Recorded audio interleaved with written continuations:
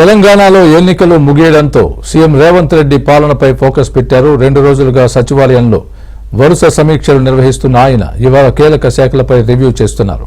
రవాణా, excise, commercial tax, mining శాఖల అధికారులతో భేటీ అయ్యారు. రాష్ట్రానికి ఆదాయం వచ్చే మార్గాలపై చర్చిస్తున్నారు.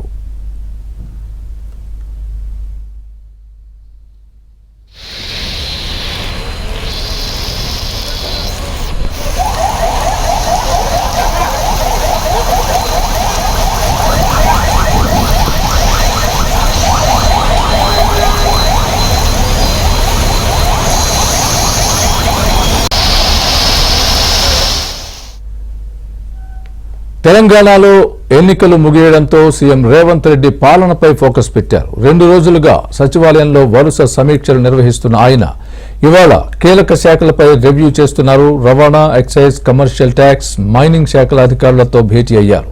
రాష్ట్రానికి ఆదాయం వచ్చే మార్గాలపై చర్చిస్తున్నారు.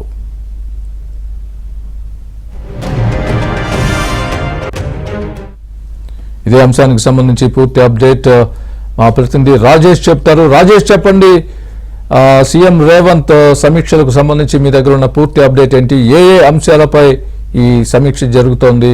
ఎలాంటి నిర్ణయాలు తీసుకోబోతున్నారు? గుడ్ ఈవినింగ్ స్వామి. మొత్తానికి తెలంగాణలో పార్లమెంట్ ఎన్నికల ప్రచారం ముగిసిన తర్వాత ముఖ్యమంత్రి రేవంత్ రెడ్డి పాలనాపరమైన అంశాలపై సీరియస్ గా దృష్టి సారించారు. ఈ నేపథ్యంలో నిన్న ఇవాళ వరుసగా 2 రోజుల పాటు రివ్యూలతో బిజీగా ఉంటున్నారు. పర్టికులర్ ఇవాళ హైదరాబాద్ తో పాటు ఇతర ప్రాంతాల్లో పడుతున్నటువంటి వర్షం పైన ముఖ్యమంత్రి రేవంత్ రెడ్డి ప్రత్యేకంగా ఆరా తీశారు. సచివాలయం నుంచి అన్ని విభాగాల అధికారులతో మాట్లాడినటువంటి ఆయన వర్షాల కారణంగా ఎక్కడా ఇబ్బంది లేకుండా ఉండేలా చొరవ తీసుకోవాలని చెప్పేసి సిఎస్ శాంతికుమార్ ద్వారా రాష్ట్ర వ్యాప్తంగా ఉన్నటువంటి అధికారులందరినీ అప్రమత్తం చేశారు. దీంతో పాటుగా రాష్ట్రానికి భారీగా ఆదాయం సమకూర్చేటువంటి వివిధ మార్గాలకు సంబంధించిన అంశంలో సచివాలయంలో రివ్యూ ప్రారంభమైంది. కమర్షియల్ ట్యాక్స్, రవాణా, ఎక్సైజ్ శాఖతో పాటుగా రిజిస్ట్రేషన్ స్టాంప్స్, అదేవిధంగా మైనింగ్ శాఖల్లో ఆదాయ సేకరణ వివరాలపై కూడా అధికారుల నుంచి వివరాలు తీసుకుంటున్నారు. ఎందుకంటే వచ్చే నెల 15వ తేదీలోగా రుణమాఫీ చేస్తామని చెప్పేసి రాష్ట్ర ప్రభుత్వం అనౌన్స్ చేసింది.